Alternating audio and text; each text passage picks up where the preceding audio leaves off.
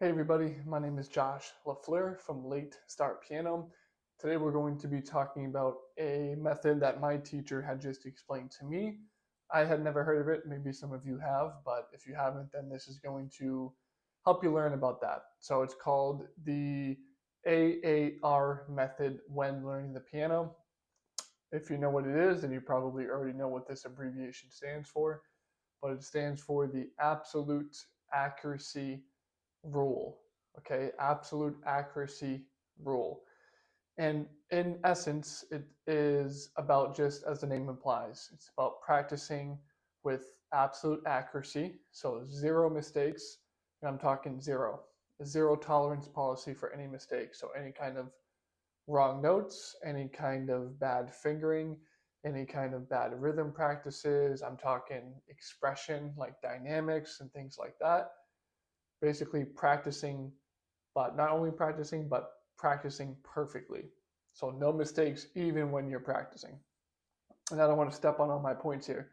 So let's kind of get right into it. I got 5 points that I'm going to explain, and then we'll get right into it. So point number one, I kind of just explained it, but it's absolute accuracy rule is you practicing without any mistakes. So what a lot of people do when they practice the piano, whether it's out of a method book like what I have here, the Alfred series, or if they are practicing their own piece that they're trying to learn just on their own from some sheet music that they bought online or anything else. A lot of people will sit down and they will basically just try to sight read the piece from start to finish over and over again. So say they're playing something like Amazing Grace or something a little bit on the simple side. They'll play the first two measures correctly, and then they'll make a mistake in the third measure. So they'll start all the way back from the beginning. They'll go back to measure number one, play that fine, play measure number two fine, and then they'll play measure number three, and they'll make the same mistake again in measure number three. Then they go back to measure number one. They play all the notes in measure number one fine. They play all the notes in measure number two fine. They get to measure number three, and they make the same exact mistake. And this basically is just a loop. You're just making the same exact mistakes over and over again, and you're not doing anything to correct it. You're actually wasting a lot of time because you're going back and practicing what you already can play perfectly, right? Because if measure number three is giving you the issue, then you don't need to practice measure number one and two because you already know those. So you can only practice measure number three. So if a certain measure or a certain part of the music is giving you a hard time, this is where this absolute accuracy method comes in, because you're going to play that measure you're struggling with perfectly for, my teacher said, 8 times. So 8 times perfectly. Start off at a very slow tempo. Always use a metronome, of course. This is mine right here. Always use a metronome so you can track that you're actually improving and that you can up the tempo.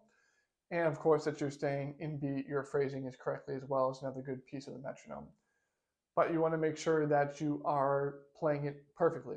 So you want to figure out the fingerings that you want to use first, right? If there's any kind of jumps that you need to make, or if maybe you can just slide up your hand, or maybe you need to do some kind of crossover up to the next note or down the next note, whatever it needs to be.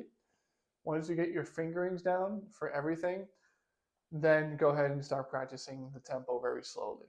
Once you get the tempo down, let's say 60 beats per minute, do it 7 or 8 times. My teacher said 8. You do it 8 times in a row perfectly. If you can do it 8 times in a row up to the proper speed, then you can move on to the next measure. That's basically how it works in a nutshell.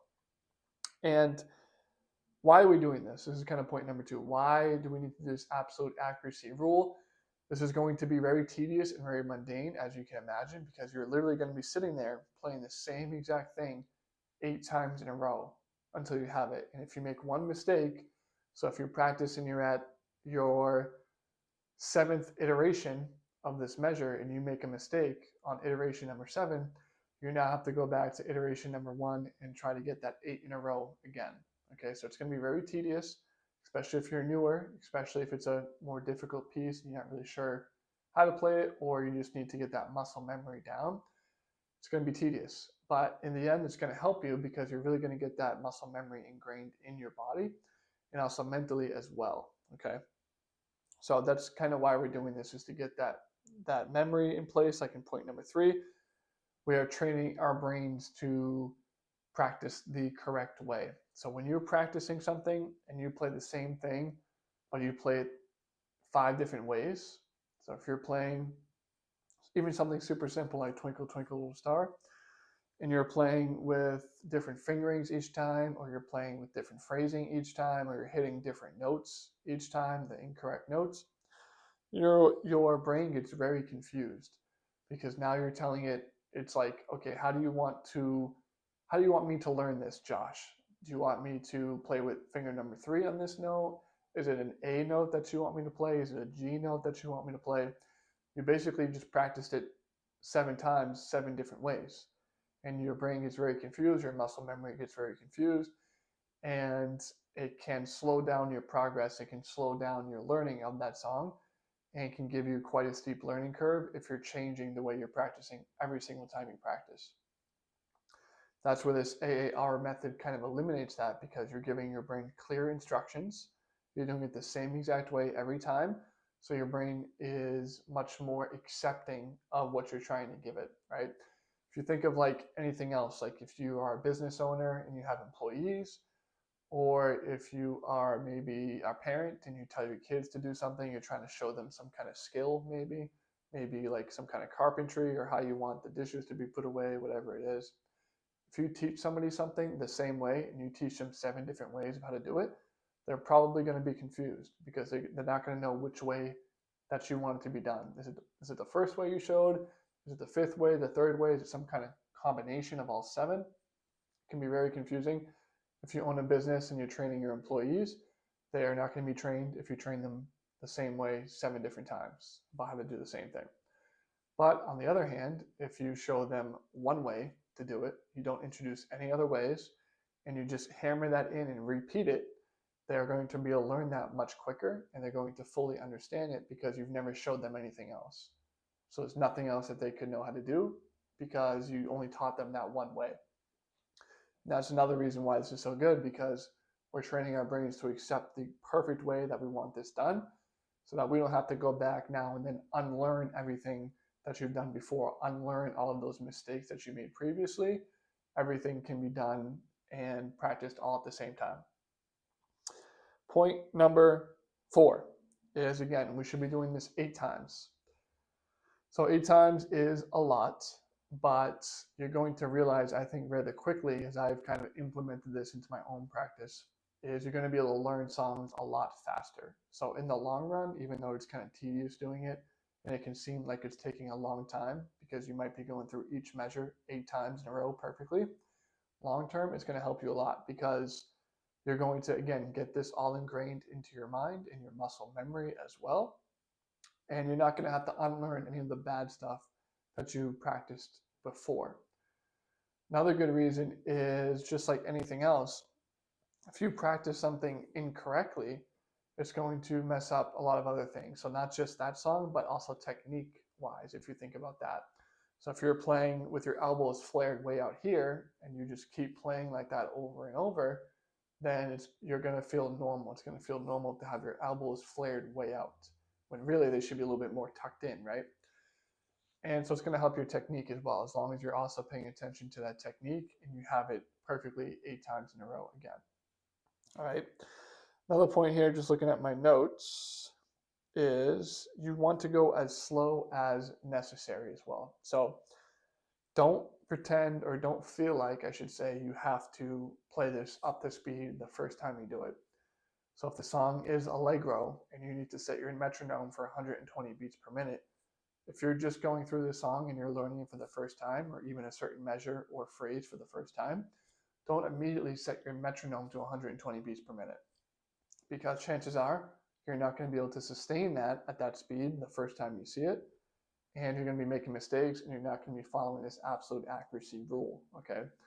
So slow it down, however slow it needs to be. Once you get your fingerings, don't use a metronome right away until you get the fingerings kind of planning out in your mind how you want to move, which fingers you want to use, understand which notes you need to hit, right? If you're playing a G sharp and you're like, G sharp, what is that? You have to think about it. Don't even use a metronome yet. Get all that stuff down first.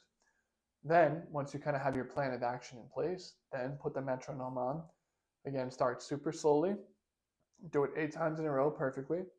and then move on to the next measure. Do the same thing. Get your plan out, and once you have your plan of action out and everything feels good, then you can go ahead and put the metronome up and try to get up to the speed of the actual song itself, okay?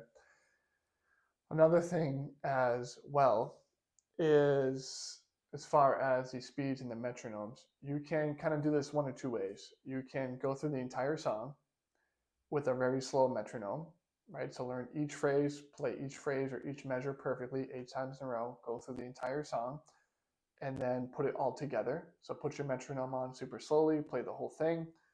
If you can play it perfectly the whole way through, then you can bump up the metronome, say 5 beats per minute, 10 beats per minute, try again.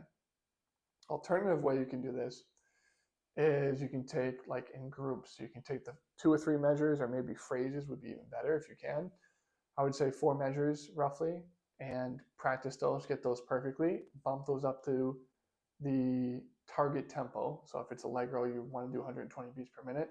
Those 4 measures, once you can play it perfectly, at the slower tempos, bump it up to the target tempo, bump it up to 120 beats per minute, play those 4 measures. If you can do that perfectly, then you can go on to the next piece, do the same thing. Start off slow to the next 4 measures, then bump it up to the target tempo. I like kind of going through the whole song first, personally. I like going through the whole song, learning the song, learning how I want to move about, which fingers I want to use. Then I like starting off at a super slow tempo, 60 beats per minute, 70 beats per minute, whatever it is. And then once I can play through the whole song perfectly at the slower tempo, then you start to increase the tempo by 5 beats per minute, 10 beats per minute. Okay, and then what's going to happen is once you bump that tempo up, there might be certain pieces or certain areas of that song that are really giving you a hard time. That's when you can go back and, for those pieces that are giving you a hard time, play the fastest you can that's under control, right? So don't speed this up too fast if you can't even get through it. Speed it up enough where you can play it under control. It's still correct as far as the phrasing and your articulation, expression, all of that stuff is good. And just do that 8 times in a row again. Just keep hammering it home until you can do it. And then once you can do it, bump it up another 5 beats, 10 beats per minute. This is going to actually help you learn songs a lot faster than just trying to either sight read the whole thing immediately at the target tempo, or like I talked about in the beginning, you can play the first 10 measures perfectly, then measure 11, you make a mistake, and you start all the way back to measure 1. And that's not really helping you because you've already learned those first 10 measures. So that's not really practicing at that point. You're more playing the piano because you're not really improving at some things because you can already play it. And your practice session should be helping you to improve, okay? So once you understand that this certain section is tough or you need more work on it, don't go back to the beginning. Just stay at that problem section and do what I just told you to do, and then move on to the next section, okay? So it's the absolute accuracy rule. Again, give it a try. Let me know what you think. Let me know if you have any questions, comments, concerns, and I will see you in the next video. Again, my name is Josh LaFleur from Late Start Piano.